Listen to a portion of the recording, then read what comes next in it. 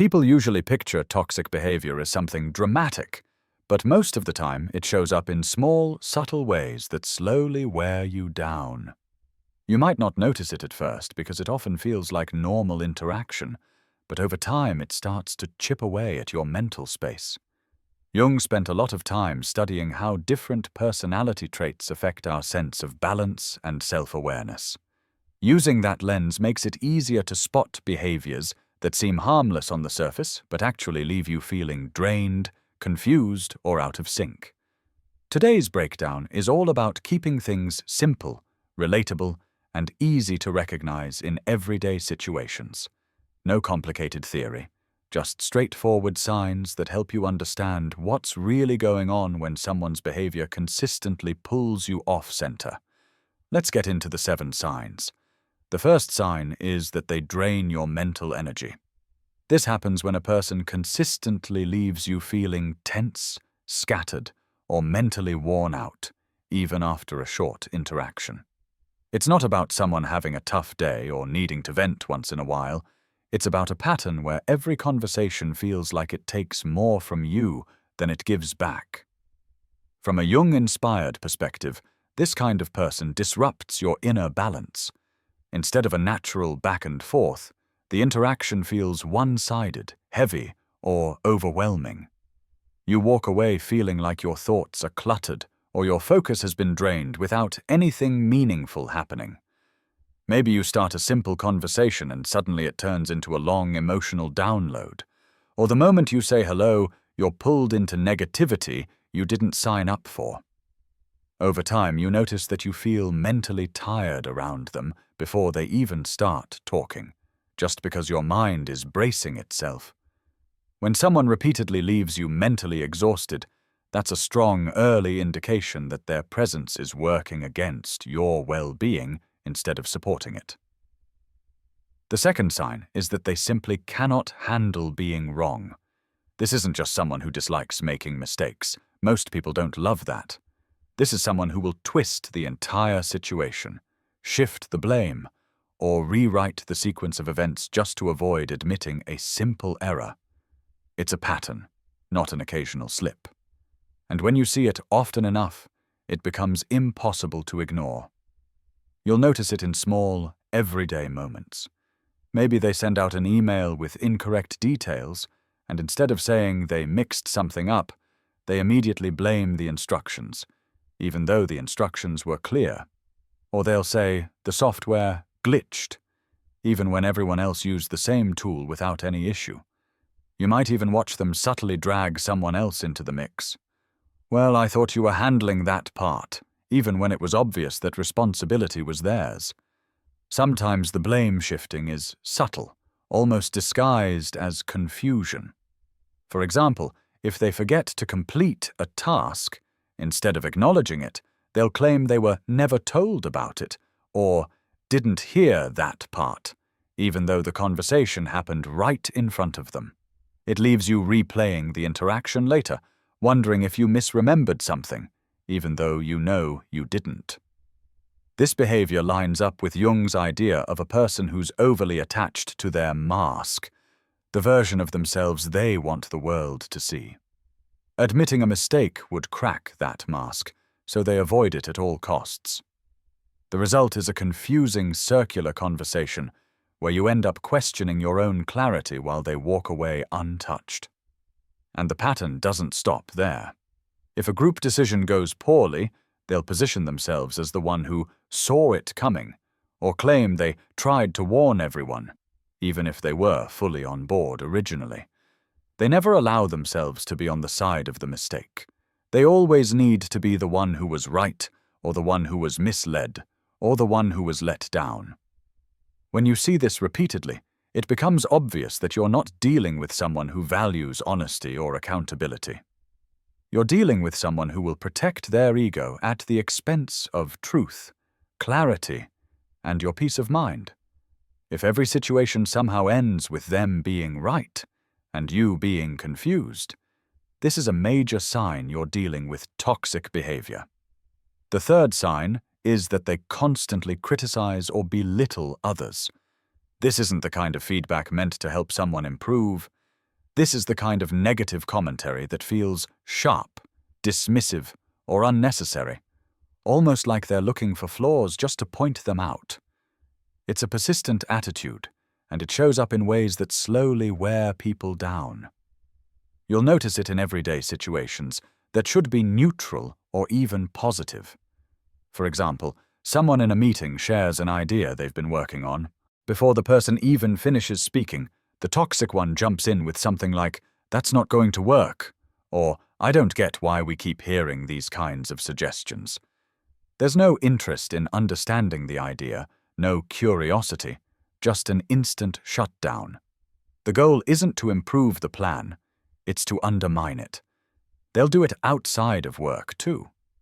Maybe someone talks about a project they're excited about, and instead of acknowledging their effort, the toxic person throws in lines like, "That sounds pointless," or "Why would anyone bother doing that?" It doesn't matter what the topic is, they always find a way to undercut it. And it's not even personal preference, it's the pattern of tearing down anything that isn't theirs. Sometimes the criticism is disguised as honesty or just being real, but the tone tells the story.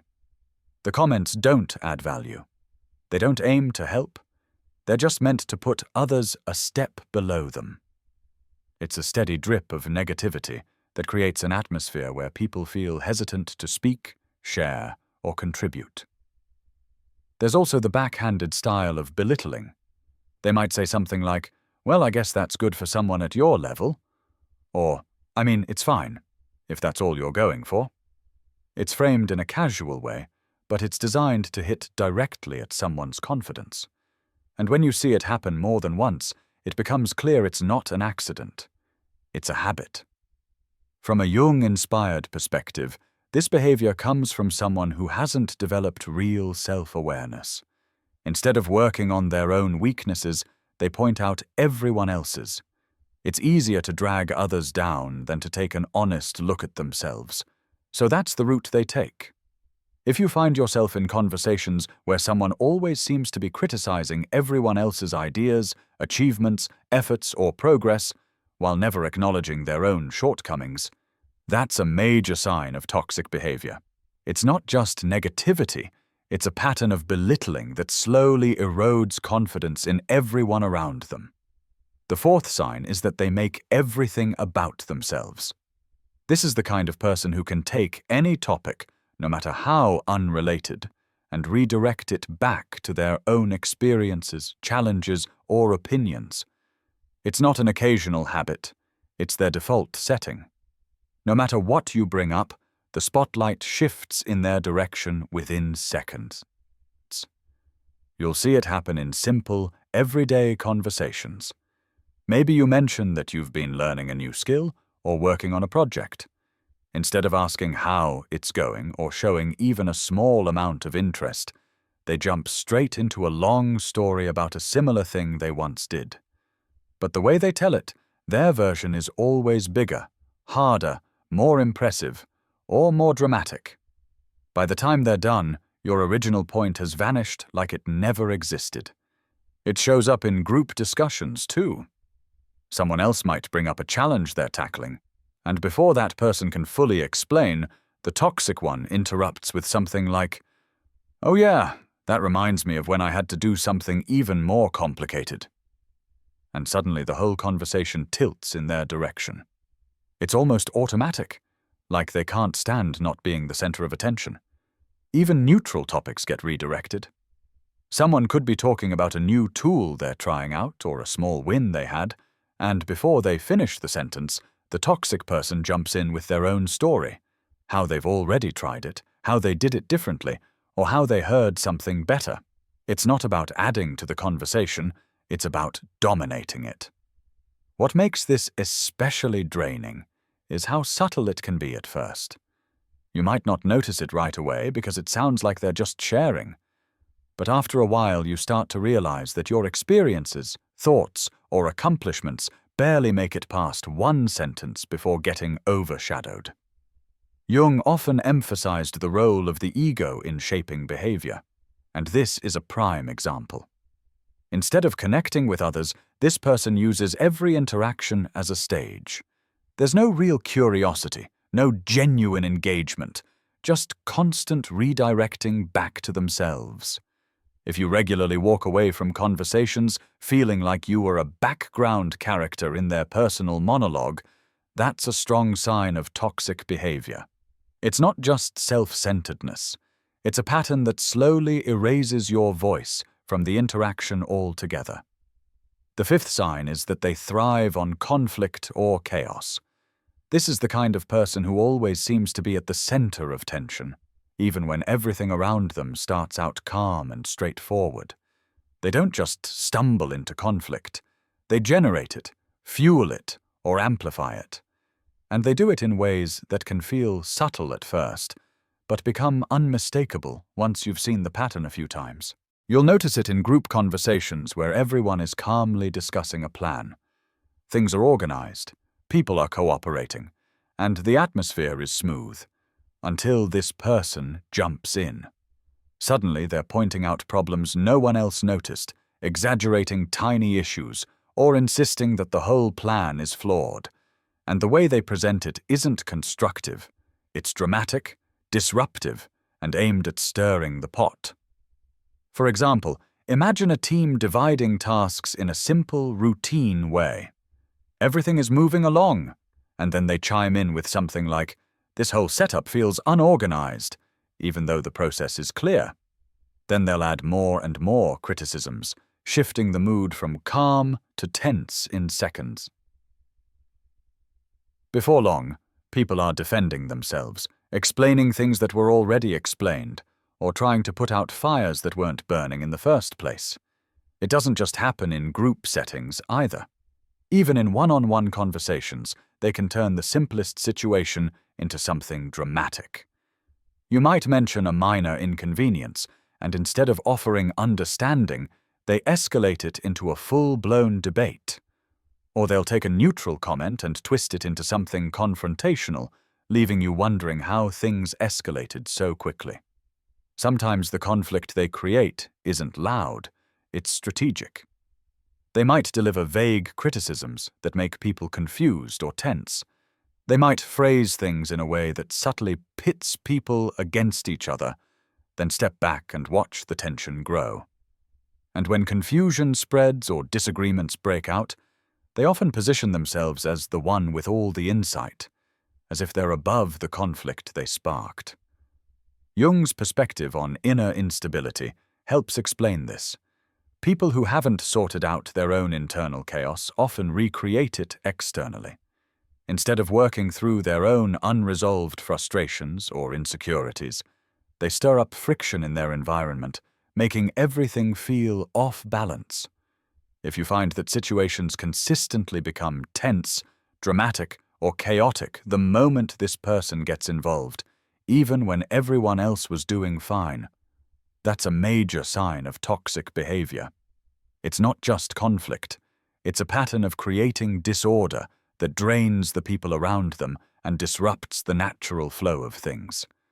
The sixth sign is that they ignore boundaries. This is a person who acts as if your time, space, and mental limits simply don't exist. They don't respect schedules, signals, or hints that you're unavailable. And it's not a one-time thing. It's a consistent pattern that wears you down over time. You'll notice it in everyday situations. Maybe you're clearly busy, headphones on, focused on a task, or in the middle of something important. They interrupt anyway, expecting immediate attention. Even when you politely say, "Can we talk later?" or "I'm busy right now," they brush it off and continue engaging you. Over time, this repeated disregard creates a sense of frustration, tension, and mental clutter because your space is constantly being violated. It can also show up in the way they push emotional or conversational boundaries. For example, you might be having a private moment or quietly processing information, and they insist on involving themselves, offering unsolicited advice, or inserting their opinion. They act as if your boundaries exist only when convenient for them. never respecting the idea that your personal limits have value. Sometimes they frame it as caring, being helpful, or trying to be involved. But the effect is the same. Your focus, energy, and autonomy are constantly undermined. Jung emphasized the importance of boundaries for maintaining a healthy sense of self. People who ignore boundaries are essentially disregarding your ability to regulate your own mental and emotional space, which over time can lead to stress, exhaustion, and self-doubt. Another common example is in scheduling or commitments. You might have clearly stated priorities or plans, yet they constantly assume that you'll drop everything for them. They show little awareness or concern for your time, making it feel like your availability exists solely to serve their needs. If you notice someone consistently crossing lines, pushing limits, or acting like your personal space and time don't matter, it's a clear warning sign.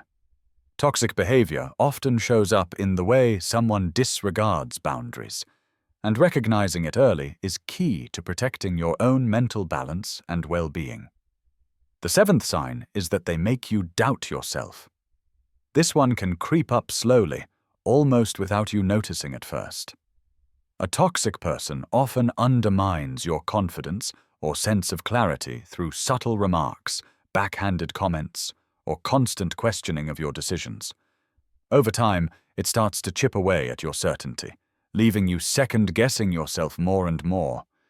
You'll notice it in everyday interactions. Maybe you share a decision you made, and instead of supporting it or giving constructive feedback, they respond with things like, "Are you sure that's the best approach?" Or, "You always overthink things." Even casual remarks like that can slowly make you question your judgment, especially if they're repeated consistently. It can also happen in collaborative settings. You propose a plan, idea, or solution, and they find subtle ways to undermine it, pointing out minor flaws, exaggerating potential problems, or framing your choices as questionable. The effect isn't immediate, but after multiple interactions, you start doubting your ability to make sound decisions.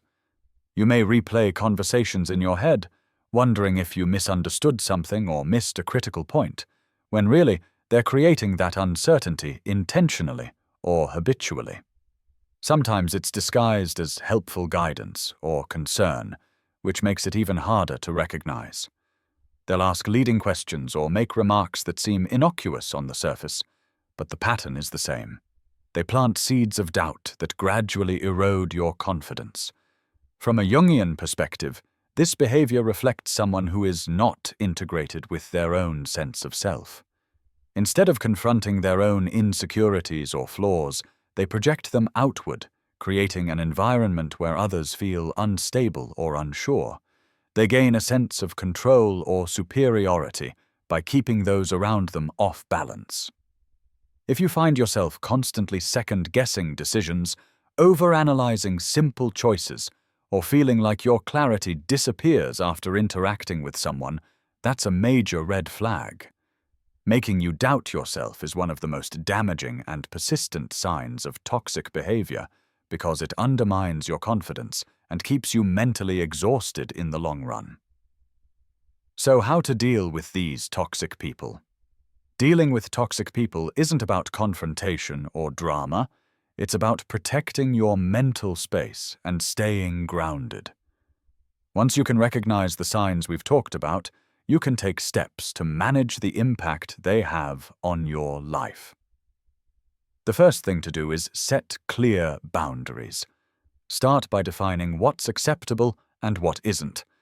If someone interrupts your focus, oversteps your time, or consistently undermines you, politely but firmly communicate your limits.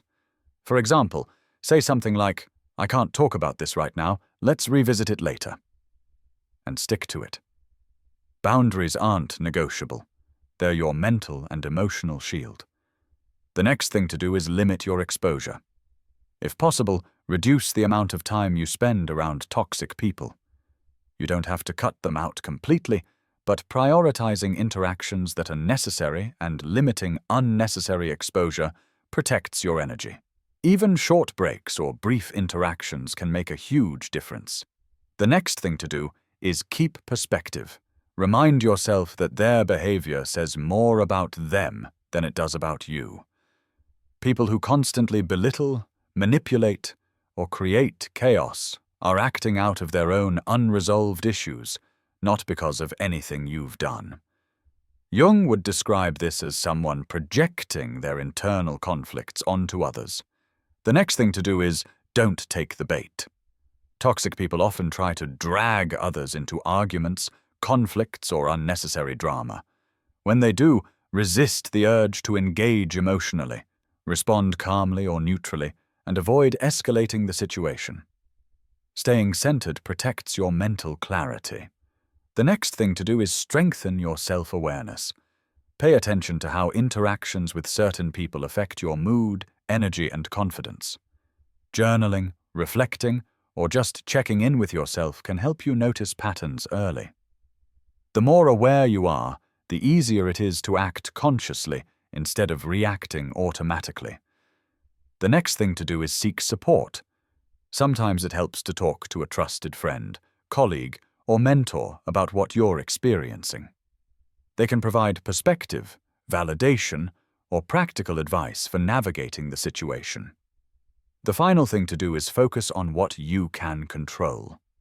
You can't change toxic people, but you can control your reactions, your boundaries, and how much energy you give them. Prioritize your own mental and emotional well-being, and make choices that keep you balanced and resilient. Dealing with toxic people isn't about fixing them. It's about protecting yourself, staying grounded, and making conscious choices to maintain your own clarity and peace of mind. At the end of the day, your focus should be on what you can control: your reactions, your choices, and your mental space. Toxic people might be part of your environment, but they don't have to control how you feel or how you navigate your life. The key takeaway is simple. Awareness is power. Recognize the patterns, protect your boundaries, and stay grounded in yourself. That's how you not only survive toxic behavior, but thrive despite it.